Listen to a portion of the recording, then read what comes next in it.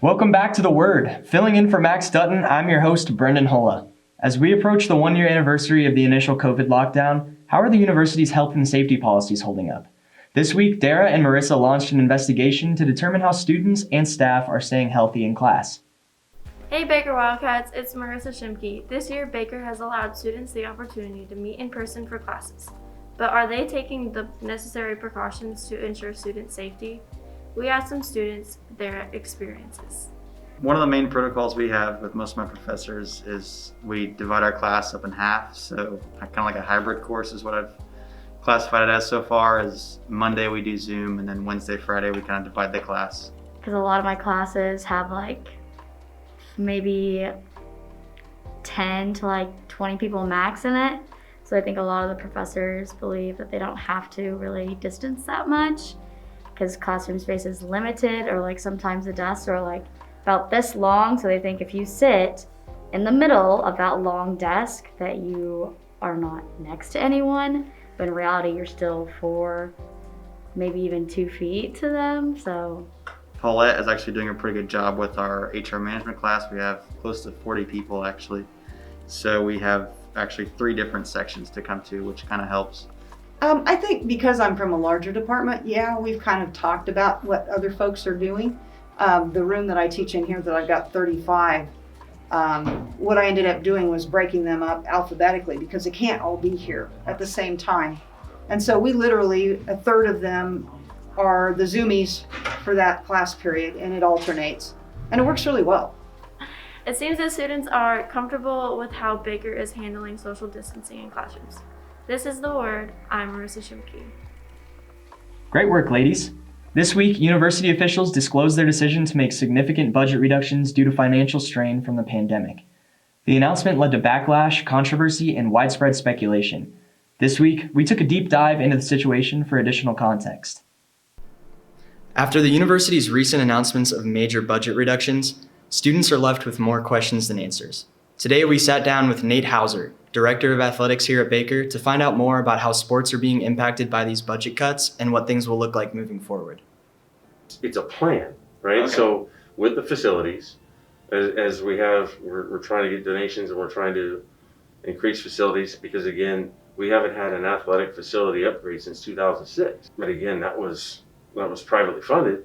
We're privately funding again, but we can't start a sport because there's nowhere to put them. I don't know if the folks that believe, that we're just gonna pop it out of the water, right? Where would we put a lacrosse team? When would they practice? Right now, our athletes are practicing way too many hours, right? Some are off site, when we have practice, and it's like we have to make space first before we can do it.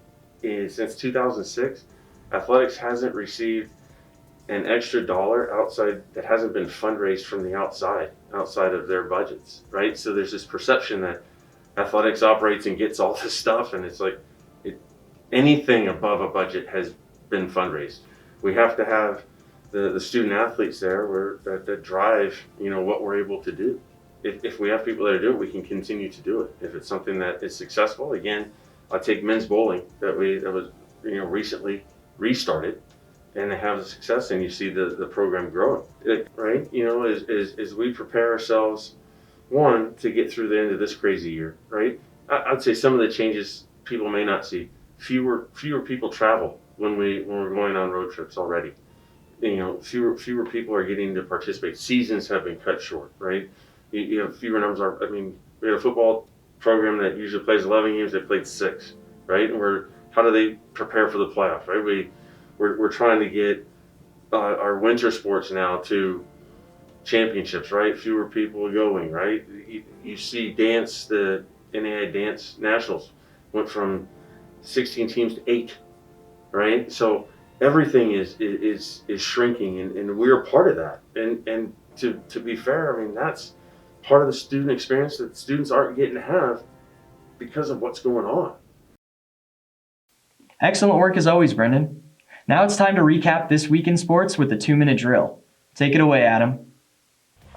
Welcome back to the 2-minute drill. I'm your host, Adam Cook, back with this week's Wildcat Sport action. Let's start the timer. We'll start off with the men's basketball. The men headed to Cedar Rapids, Iowa on Thursday for the Heart of America Conference Tournament, but took a loss in the quarterfinals against Mount Mercy by a score of 81-94, ending their 7-game win streak and their season. Congrats to the men on a successful season and to junior Jalen Patterson for being named first team All-Conference.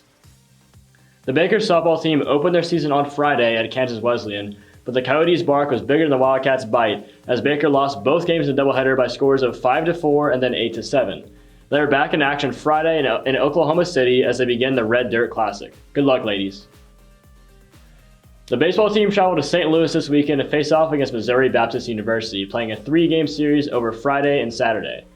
The Wildcats led the way on Friday, coming out on top 14-7. They came back for the Saturday doubleheader and split the day, but won the series, losing the first game 1-3, but winning game 2 6-1.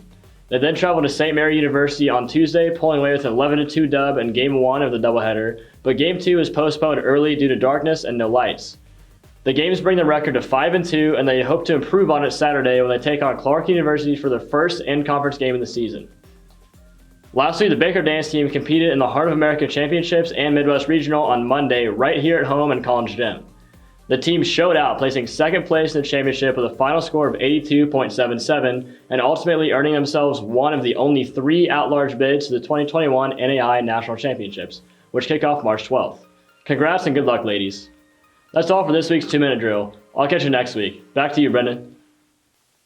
Good work, Adam. That's all for this week. Be sure to follow the Baker Orange on Facebook, Twitter, YouTube, and Instagram at the Baker Orange. And while you're at it, be sure to follow the Word on Twitter and Instagram at BU_the Word.